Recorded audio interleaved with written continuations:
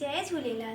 मां ऋषिका वाधवानी, मांजे पिता श्री संतोष वाधवानी ऐं मांजे दादा श्री प्रताप राय वाधवानी आहिनि। असां सभी बिलासपुर शहर में रहंदा आहियूं ऐं मां 8वीं कक्षा में पढ़ंदी आहियां। अॼु मां तव्हां सभिनि जे साम्हूं सिंधी ॿोली जे महत्व विषय ते पंहिंजा वीचार साम्हूं रखां थी। सिंधी ॿोली जो महत्व उहो आहे जेको महत्व सोन जी चेन में आहे, या जेको महत्व खीर जो खीरनी में आहे। जीअं सोन जे बग़ैर उन चेन जी कोई क़ीमत कोन्हे, जीअं खीर जे बग़ैर खीरनी नथी ठही सघे, उहो ई सिंधी ॿोली जे बग़ैर असांजो कोई महत्व कोन्हे। सिंधी माने छा? सिक वारा सिंधी, सुहिणा सिंधी, सेवादारी सिंधी, सच्चाई वारा सिंधी ऐं समझदार सिंधी।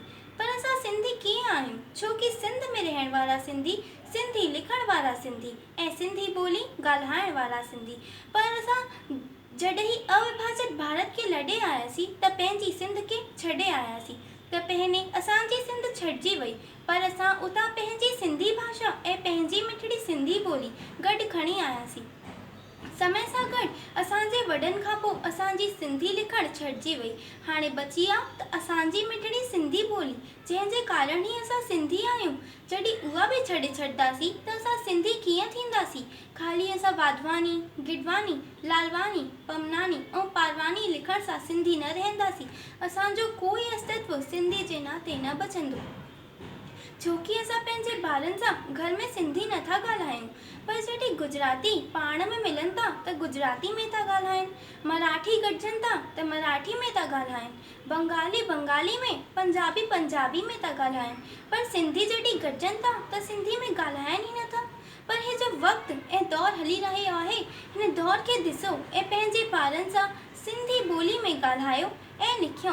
तॾहिं असां पंहिंजी सिंधी ॿोली खे बचाए रखे सघंदासीं ऐं हुन सां गॾु पंहिंजी सिंधी संस्कृति खे बि बचाए रखे सघंदासीं। अहिड़ा केतिरा ई प्रांत भारत में आहिनि, अहिड़ा केतिरा ई देश विश्व में आहिनि जिते तव्हां उन्हनि सां कंहिं बि ॿोली में ॻाल्हायो पर उहे जवाबु ॾींदा त पंहिंजी ॿोली में ई, बंगाली, पंजाबी, मराठी, फ्रेंच या चाइनीज़ में ई ॾींदा।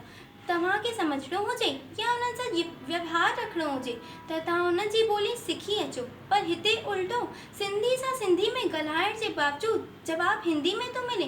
पंहिंजी जाति लाइ, पंहिंजी माउ लाइ मन में कोई इज़त ई न, पंहिंजी जाति लाइ गौरव जो कोई अहसास ई न।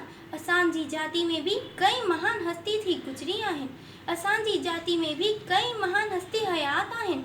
आचार्य कृपलानी आज़ादी जी लड़ाई में गांधी जी जो साथ ॾिनो, भाई प्रताप साथ ॾिनो, तो ही गांधी धाम बसायो।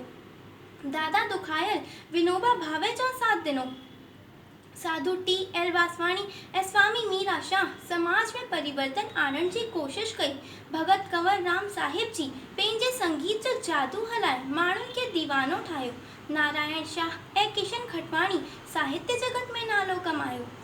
लाल कृष्ण अडवाणी भारत जो पहिरों सिंधी डिप्टी प्राइम मिनिस्टर ठहियो ऐं राम जेठमलानी सुप्रीम कोर्ट में वॾनि खां वॾा वकील हुआ। अञा त इहा गौरव खान जी लिस्ट तमामु वॾी आहे। मां तव्हांखे अञा केतिरा नाला गिणायां।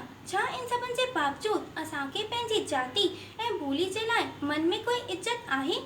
छा इन सभिनि जे बावजूदि असांखे पंहिंजी संस्कृति लाइ गौरव जो अहसासु न थींदो? ज़रूरु थींदो, पर ज़रूरत आहे त अहिड़ी जानकारी खे पंहिंजे ॿारनि ऐं नौजवान ताणी पहुचायूं, तॾहिं पंहिंजी सिंधी ॿोली जो महत्व वधंदो। जिंद तूं सिंधी आहीं, जिंद तूं सिंधी आहीं, जिंद जो तुंहिंजी ॿोली।